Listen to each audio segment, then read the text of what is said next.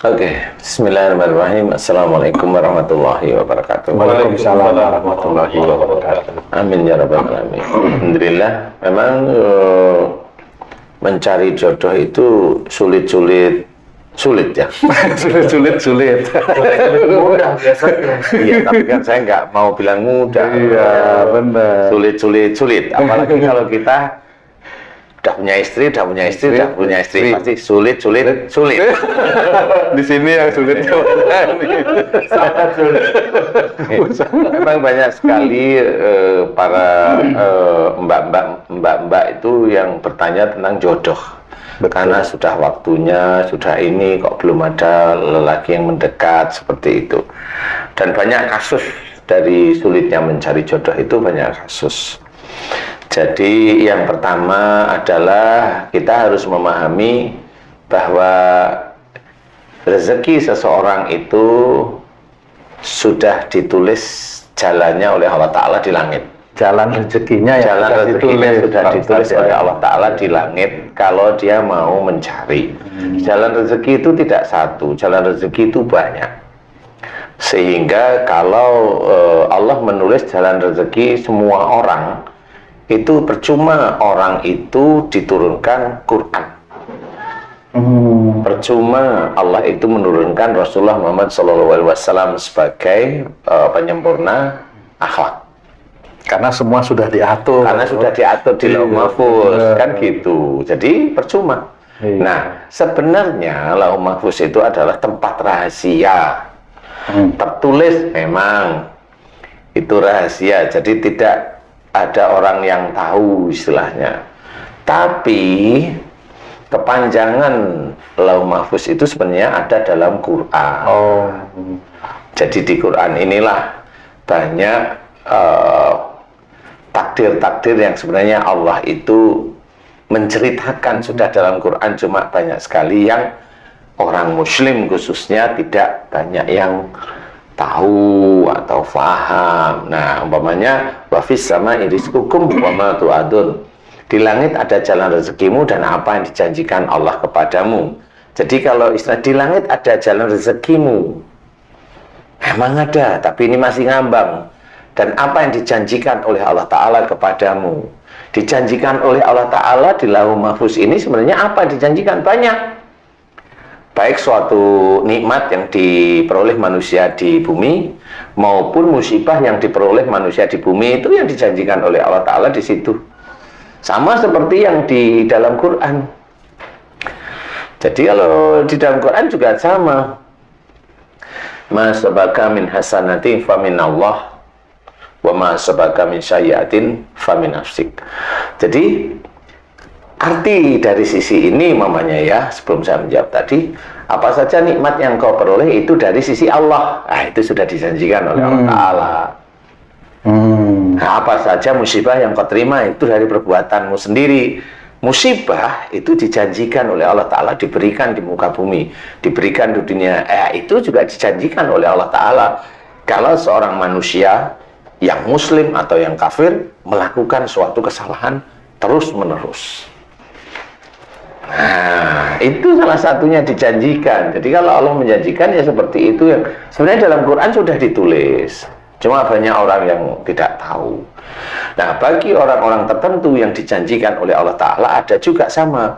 Bagaimana dia dijanjikan nanti di neraka dan juga dijanjikan oleh Allah Ta'ala di surga. Kalau di dunia seorang itu selalu nakal terus, ya nanti dijanjikan masuk neraka, sama tertulis dalam Quran.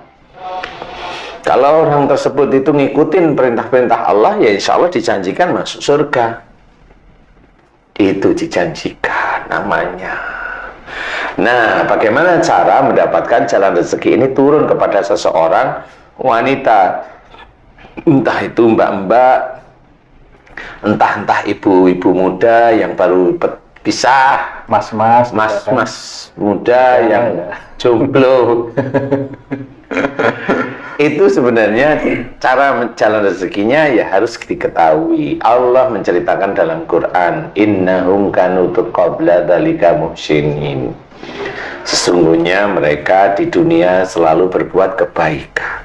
Nah, kebaikan inilah harus diurai. Apa saja, ya sholat, ya puasa, ya baca Quran, ya, dan ibadah-ibadah istilahnya ibadah wajib lah istilahnya yang harus kita kerjakan. Kalau bisa sunnah tambahkan, monggo, itu lebih baik. Bukan lebih baik, itu tambah baik istilahnya.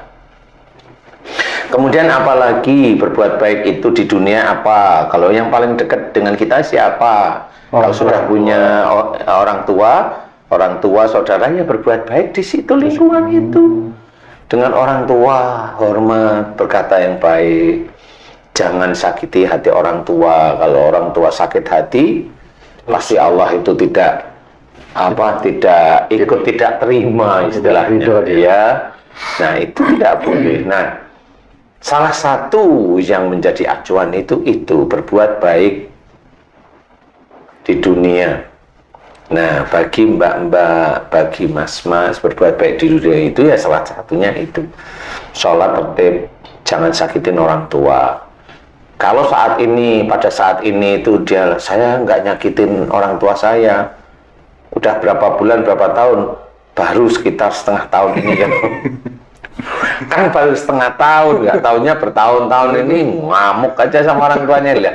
Ya jangan seperti itu. Yang ngamuk dengan orang tua, yang sampai umpamanya saya lihat nih ada bapak-bapak nganterin anaknya wisuda, nangis, nggak taunya anaknya marah sama bapaknya karena bensinnya habis. Ustaz, kadang menurut si anak, saya tidak pernah menyakiti orang tua. Itu menurut si anak, Ustaz. Tapi menurut orang tuanya nangis terus sama si anak. Itu gimana? Ngelihatnya dari sisi mana? Kalau anak saya tidak pernah menyakiti orang tua, itu karena anaknya arogan. Jadi dia menilainya dari sisi dia. Sebenarnya kan kayak umpamanya begini, dia sudah sholat, kan gitu ya. Sholat itu kan ya ada bacaannya, ada ruko, ada sujud, duduk di antara dua sujud, tidak seperti itu. Nah, kalau umpamanya seorang itu sholat, dia hanya sujud, nah ini kan bukan sholatnya sujud saja umpamanya. Itu kan bukan sholatnya, Bukan dikatakan sholat, nggak bisa dikatakan sholat penuh. Jadi istilah bukan ajaran Rasul Muhammad lah ya, seperti itu. Jadi tetap ada acuan untuk bisa dikatakan bahwa anaknya ini tidak menyakiti hati orang tuanya. Itu ada acuan, ada standarnya. Jadi tidak dari dia sendiri. Nggak taunya orang tuanya nangis mulu karena anaknya. Nah, ini si anak. Nah, ini ciri-ciri anak yang seperti ini. Nanti kalau dia cari jodoh sulit. Kalaupun nanti mudah dia dapat jodoh, ya biasanya nanti pisah. Dia cerai.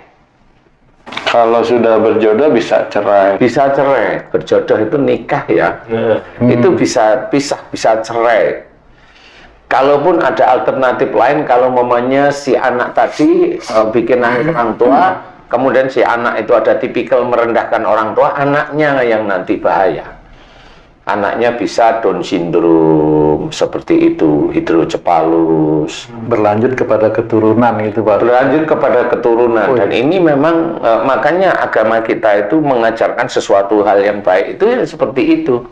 Memang Allah tidak menulis secara rinci bahwa penyakit itu ditulis secara rinci dalam Quran atau di dalam hadis, tidak. Tetapi kita disuruh berpikir sama.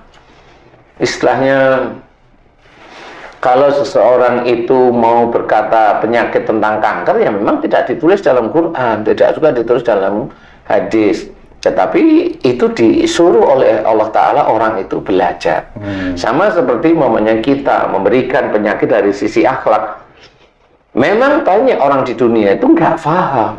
Tetapi kalau banyak dari orang yang saya berikan pengetahuan tentang akhlak, dia sakit, kemudian dia jalani, dia tobat kepada Allah Ta'ala, dia mohon ampun kepada Allah, dia minta maaf kepada orang-orang yang dia sakiti, penyakitnya diberi kesembuhan sama Allah Ta'ala. Dan itu kalau orang muslim tersebut nurut